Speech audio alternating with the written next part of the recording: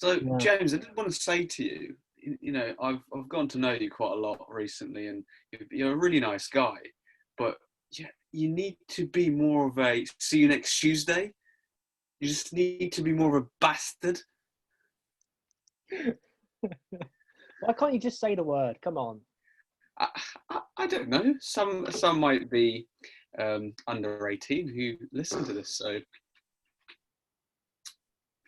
that word is every other word that the Australians use, so it might be very appropriate, but the Americans hate it. That's very true, actually. They do hate that word very much. I remember using it in the vicinity of an American, and she got very annoyed at the fact I just used the word. Like, Yeah. it wasn't directed at her at all. It was a strange one. I'll probably end up using it when the time comes, just not right at the start of the pod. Yeah, that's fair enough. James, you're a fucking. But yeah, so as So anyone who didn't get that reference, that was a reference to Mourinho's team talks at Tottenham from the documentary All or Nothing, Amazon Prime's new documentary that's been out for 3-4 days. In fairness, it is only the first 3 episodes. Yeah. So I don't know what the plan is, but I think they're going to just bring it out in bulks of 3 by the seams of it. Yeah, well, COVID will have screwed it up a bit, wouldn't it? So they'll have a long gap where they'll document maybe what the players did during lockdown and things. You know, it's such a unique season in that sense, especially since they just cut out a third of the season pretty much straight away, because they introduced it by showing Pochettino, and then they just cut forward to, they set the scene, and then they cut forward to when they sacked him, which I can't remember exactly when it was. Was it November? November, October time. Yeah, it wasn't very long into the season. Yeah, so August, September, October. That's a good 3 months of football that they miss out on. So, it's a weird one from that sense, but I kind of see why they did it, because it's such a unique situation. Sacking a manager so early in the season, and then coming out with Jose straight away. The guy was so burnt out, though, wasn't he? You could tell on Pochettino. In press conferences, when Mewg asked the question if he thinks he's finished, and he was like, "I hope not." It's like, come on, you got to have some more fight than that. But he's done a tremendous job at Tottenham. Well, that's the thing. Like, just staying on that for a second. Like, Tottenham is a team that hasn't really won anything for years and years and years now. They're memed because they can't win anything, basically. And the fact that they got so close by getting to the Champions League final, and they just couldn't get over that hump, that seemed to be the straw that broke the camel's back almost. That just broke their spirit, and I think that probably seemed to contribute towards breaking Pochettino's spirit. Plus the fact they couldn't bring in any new signings in the summer, so it's that same group of players doing the same thing, still with no success. At least with Liverpool, they do the same thing and bring in very few people, and they have success. And that is able to motivate them to do more. Yeah, I mean, the situations were very different, weren't they? They at Tottenham, they had that culture where no one really knew anything on how to win trophies. No one was really a serial winner. Whereas, I don't know, looking at that documentary, Harry Kane didn't really come across as much of a leader, except spitting and swearing every other word in those team meetings, where it was just a bit like, well, what do you get out of it? It just didn't really seem to motivate me. It didn't really. I know they don't really go much onto what he does on the pitch and what he does in training. It was more so much the brief team talks before the games, but it just seemed very much of a mandated task that he did, rather than something that he actually wanted to do and something that he was really confident in doing. Yeah, Whereas, it's not a natural thing for him. No, it didn't come across as that. But with Liverpool, they seem to, at least Henderson seems to be very confident in what he's doing, and that's just a natural team leader. And I think to be successful, you need leaders, and you need a handful of them in different positions to be able to go and lift the trophy. Yeah, it's a difficult one. Like coming onto that point, imagine having a conversation with Harry Kane. Like you just end up like wet, like you come out of a shower. You're not saying anything? You're just going to sit there and smile at me? Look, it's cruel. It's cruel. It's not like he's done something stupid and we can dig into it.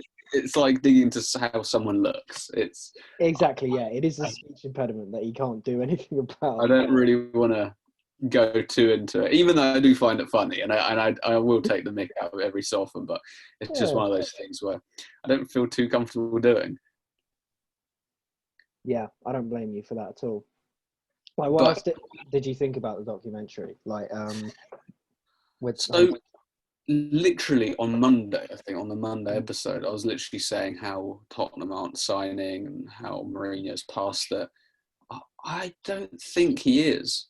I think he's still there. I think he's bound to be successful if he gets the right players in. I'm not really sure what the transfer policy is going to be like for Tottenham over the next month or so until the transfer period finishes. But they've brought in a few players, which what was it? Joe Hart, Matt, what's his name? Doherty, that's it, and another player which I forgot now. But they're not superstar players. They're not like the Man United or Chelsea signings or Arsenal. I don't know. I've never heard of those players, but it just. I do wonder how the next season is going to go for them, because we were talking just on Monday how there's going to be a top four, which is pretty much going to be the same top four of what we think this year that was last year. And I don't know, with Mourinho being the manager, Tottenham are capable. They definitely are. They've shown it. They've gotten up to the Champions League finals, so they can do it. Can they do it again, though? That's the question. Can Mourinho get the best out of them? I mean, he is a winner, and he's proven winner, and you can see why. He went into the dressing room and called Serge Aurier out and said, "I'm afraid of you because you might get a penalty out of VAR," straight in front of everyone, just humiliated him. He's like, "You even speak English?" It's like, oh my God, chill, Dad, chill. And the guy's just sat there like, doesn't know what to say. Exactly, yeah. Serge is just there like wanting to the ground to swallow him up almost. He doesn't give a shit, and I think that's why he's so successful, where he thinks if you do something and it's his way, he'll go and do it. He doesn't care what one player and how they're going to be affected by it. He'll go and basically do his thing. He's proven it with the Olympiacos game, where he told Serge Aurier to go up front, don't worry about defending, and just continue just shooting up. And that's where he literally went and scored in that game. And he helped this team win. So I do think Mourinho still knows what he's on about. However, saying that, I loved it when he was like, "Oh, Chelsea shit themselves. They'll lose against Man City and we'll get top four." And then Chelsea didn't lose that game against Man City, and they go and play Tottenham. It's like, "Oh yeah, all we got to do is we got to win this, and then we're only 3 points behind." And then they lose to Chelsea and they come to the dressing room all pissed up. It's like, "Oh, Son shouldn't have got a red card." Well, Son was falling and he stretched up to put his stud into Rudiger's chest. What are you going to get out of that? Is that just an accidental thing that you suddenly thought, "Oh, I'm just going to stretch my leg whilst falling over and someone's going to fall on me"? But that's just speaking as a Chelsea fan. So I was going to say it's a very, very biased viewpoint. I didn't think it was a red. That is not red, in my opinion. You're just being racist against the black person, aren't you? Okay, so you're being racist against Son for giving him a red. I mean, fair play if you're going to go that way when I'm going that way. Exactly, yeah. So we're going down the same point. It's just going to get into the same point. Like, my concern. Just joking, but yeah. I know. We're just fucking about. But for the people who make those kind of arguments, it's just such a dumb argument. Yeah. But my thing is, my understanding is that every time Mourinho is at a club, he spends a shit ton of money to bring in new people. Now, Tottenham aren't spending, and that seems to correlate to a large part of Mourinho's success. So is it fair to assume then that this season will not be as successful as Mourinho expects or as the club expects, because they're not bringing in the kind of players, the serial winners, as you put it, that he expects to have in his team? Well, looking historically, he has, when he was at Chelsea first time round, he then went to Inter. He didn't really spend that much. He just got the best out of his players. At Real Madrid, he spent a little bit. I don't think it was anything insane. At Chelsea, that's where Roman Abramovich kind of started saying, well, what we buy, we got to sell, kind of level the books a little bit. So he didn't really spend that much. Well, he did buy players, but it wasn't what it was like at Chelsea first time round. Then at Man United, I don't really think the board really backed him for players. He had Ashley Young playing at all different positions because the board just didn't give him players, and he still went and won the FA Cup, the Community Shield, and the Europa League. So I think that even though, yes, you're right to say that historically clubs have provided him with resources and assets to be able to go and be more successful, I'm not sure if he'll be doing that this time round, even though I do see why he would struggle to actually be successful and get top four, because the Premier League is so competitive, especially with how the teams have strengthened that have just about reached the Champions League. They don't want to be just reaching the Champions League. They want to be contending for the title.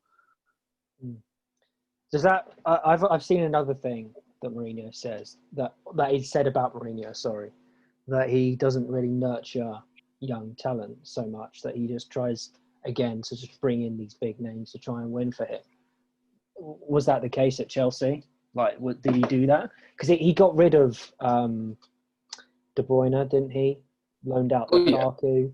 Yeah. So, he's all about, I think, giving players who have experience so he can have his own back covered. He won't go take a risk by playing a young player.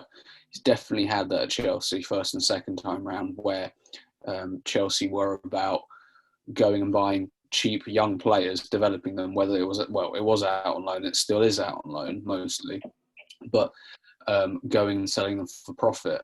But the better ones keep and continue developing them in the first team.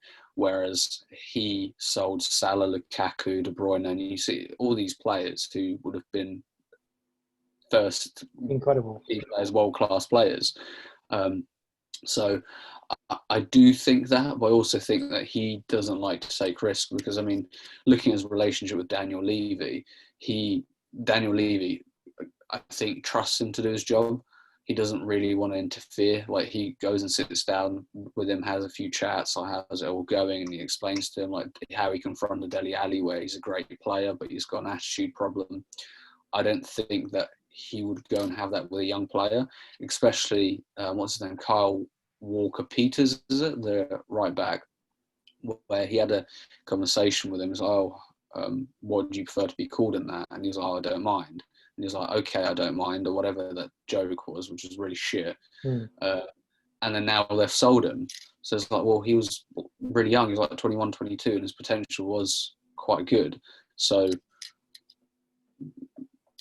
what's going on? Like, you're getting a backup goalkeeper who's like 33, 34. Don't get me wrong, you got to meet your English quotas. Business-wise, it's a really good deal. But footballing-wise, when you're looking at the future, I remember in 2015, 16, like 2017, I was thinking, Tottenham are the team to fear for the future, because they had Harry Kane, they had Son, they had Dele Alli, all these young players that have had this potential to go up and be so good. They haven't really seemed to rise to that occasion. Don't get me wrong, they're all great players, but they're not the players that were hyped up to be a few years ago. Maybe Mourinho is the manager to get them out of it and up to their potential where they're supposed to be at. I don't know. I just question, with Mourinho, is it a long-term fix or a short-term fix? And I'm leaning more towards the short-term with how things have been previously. I think so as well. Because when you look at, first of all, I think this Tottenham team has just reached its peak, and now they're trying to stop the decline. And without investment in the squad, that's not really going to happen. Or in young players, that's not going to happen. And Mourinho, he's a short-term winner, even though he is a serial winner. Like, he was at Real Madrid, Inter Milan, Real Madrid, Chelsea for a very short period of time. He's there for like 2 or 3 years, I think. Well, it kind of goes up from the first year. It takes him about a year to settle in, mark his own way. The second year kind of goes up and starts really performing. So that's where he won leagues, trebles, and all the trophies. And the third year, it usually kind of just absolutely goes to shit, where he almost relegated Chelsea. I mean, it's incredible. December, Chelsea were like 16th. It was just crazy. It was funny to watch, though. For someone like you, for someone like me, I was just hiding behind things and not wanting to speak to anyone about football. But Man United wasn't quite as extreme, but it was still, they weren't up there in the top half of the table. So I don't know if he demands too much of players where they just can't keep up with it, of the constant high demands, or if it's a lack of trust. I'm not really sure. Again, we are not really going to be showing these things on TV, even if it's behind the scenes. It's not really behind the scenes. It's just what Amazon are paying Tottenham for, what Tottenham are agreeing to show. I mean, tactics, we are not shown, so don't really know what's going on behind the scenes. Even though we see the boards, we don't really see what is explained out there, do we? Yeah, I mean, it's whatever the Tottenham PR people decide is allowed. And it's the same thing with Man City. They could have had so much more content out of Man City than they actually got. Like in the Man City series, I think it was like 10 episodes, if I remember correctly, 10 episodes that they played. And they could have got more than that if they actually showed, the players interacting, the coaching in the same way that they did. Because All or Nothing, the series, they do the NFL series, they do the NFL teams as well, and they show they show them coaching and the tactics that they want to use and things. Whereas the football one, it seems like a glorified ad campaign almost, to kind of bolster Tottenham and to make them look really good, even though that's not really. There's so much that he's missing that we don't get to see, is the point. And that's a bit of a frustration for me with this series. Yeah, and this is where Sunderland Till I Die is a little bit different, because they do try and boost their income through that. But what you see is the absolute shithousery that goes on in the background, with the executive board just not knowing what's going on with the players, with their contracts not being accepted, and not really having much control of it. And then you don't really see so much interaction with these documentaries. You see more of the management of side of things, or coaching management side of things, where they are talking to players. And it's like you said, a glorified ad where they're giving these pep talks and they're doing all great. But with Man City, that's how I felt. But with Mourinho and Tottenham now, it just feel like he's coming in, he's having these meetings with his players, and he just basically tells them that they're shit at something and they need to sort it out. Like, it's just straight up front. With Dele Alli, who's like, "Oh yeah, I'm not your father, I'm not this." It's like, well, no shit.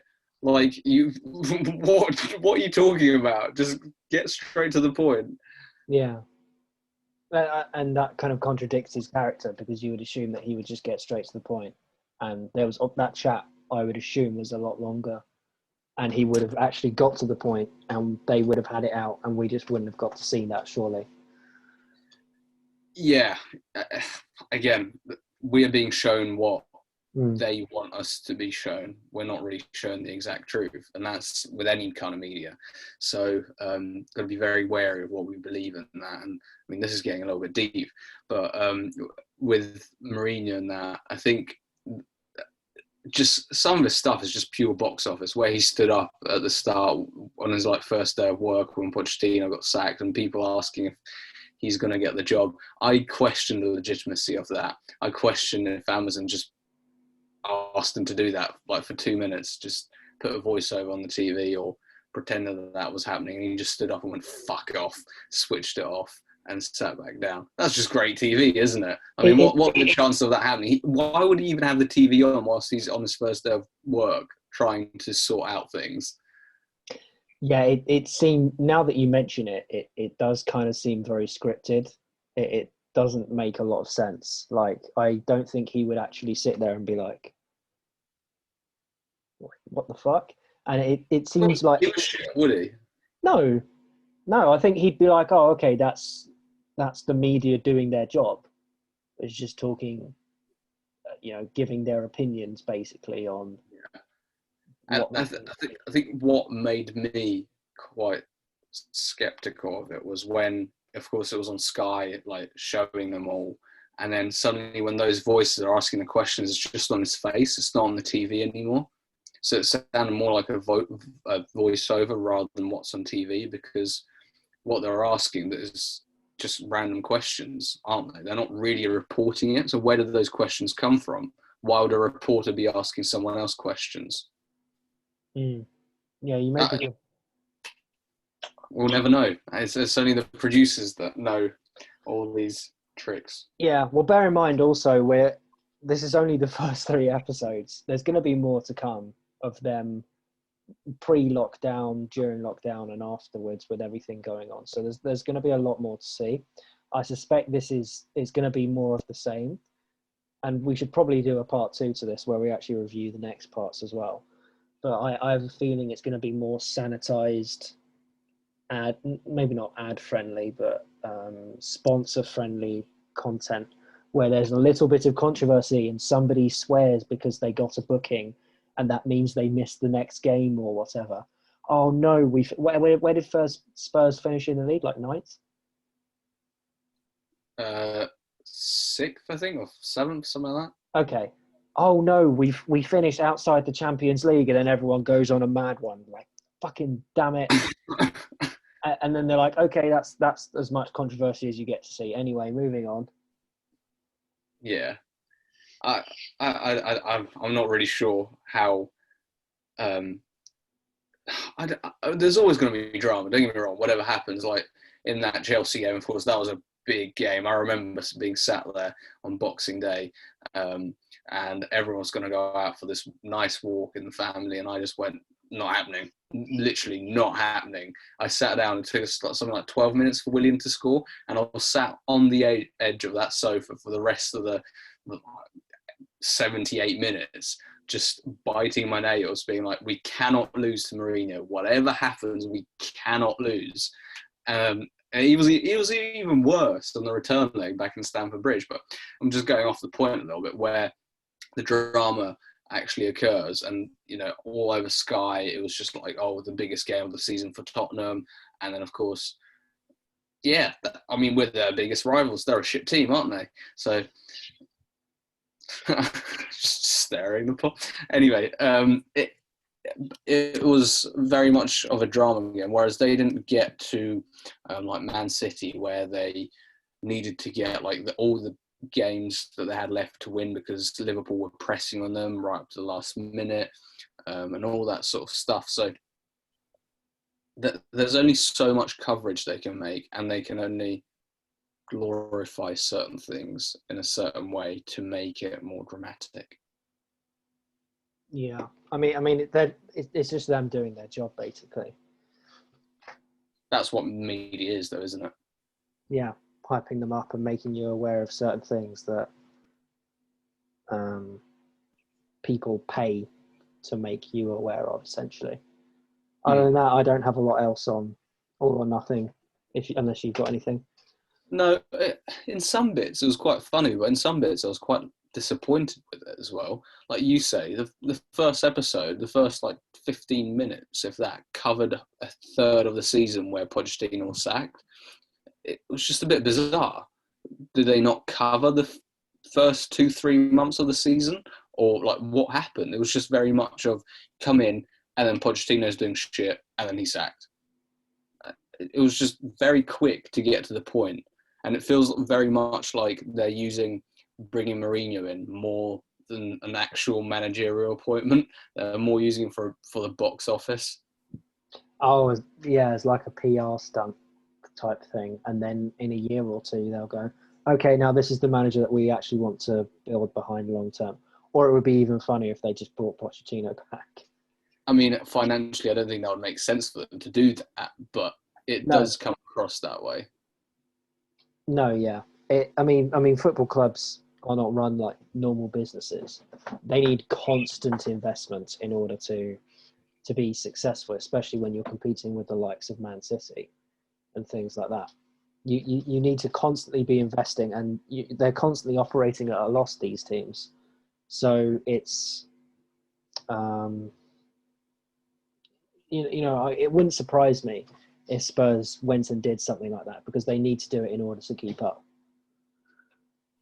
Yeah, I mean, football is, you are right, is run very differently to a, I don't know, quote unquote, normal business. But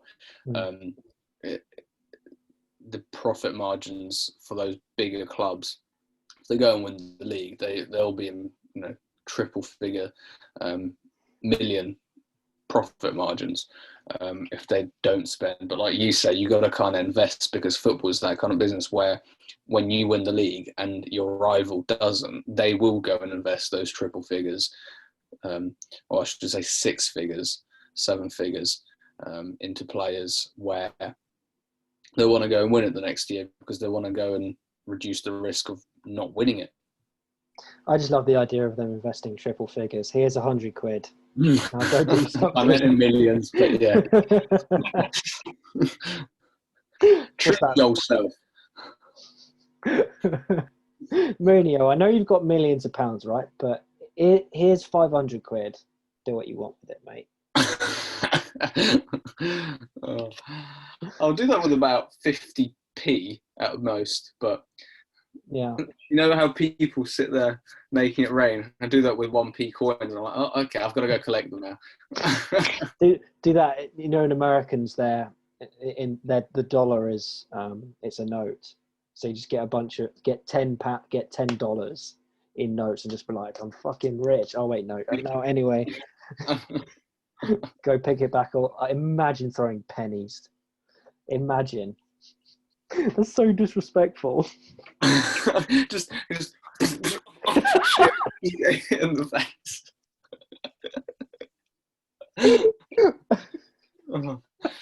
That's what the lower league clubs are like. Man City are sat there on like, oh yeah, we're only going to pay Messi like, I don't know, £150,000 per day, whilst all the lower league clubs are like, £150,000 is what it's going to cost us to run, and for like 3 years. I don't know.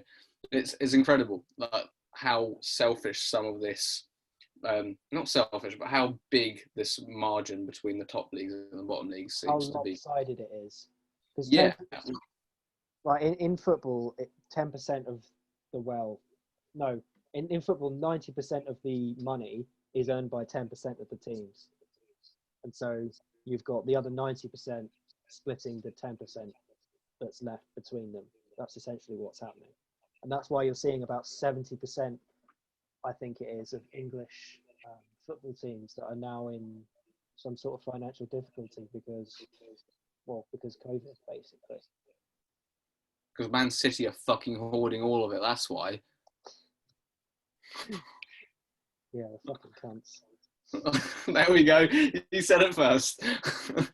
I'm happy to say it first. They are Manchester City. They are dickheads who have just bought their way to success. But that's my opinion, not yours. Anyway, shall we end it at that? Yeah, that's the title. Should we make that the title? They're dickheads who bought success. Oh wait, no, but we're talking about Spurs. Oh, we'll pick a quote out of this. Anyway. Yeah, I don't know when the next few episodes come out, but I think it would probably be best to, rather than if they do come out in episodes of 3, we'll just do a part 2, which will kind of cover all the rest. Because unless something really dramatic happens to discuss, I don't feel the need to be talking about it, because, as I said, it feels a little bit artificial at points. Yeah, definitely. I agree with that. Cool. Well, We've got an interesting pod coming out on Monday, so stay tuned. And if you like our podcasts, do like them, subscribe, and share them, and whatever other shit we got to say for you to make us more popular. Absolutely, yeah. So thank you if you got to this point, and we'll see you again next time.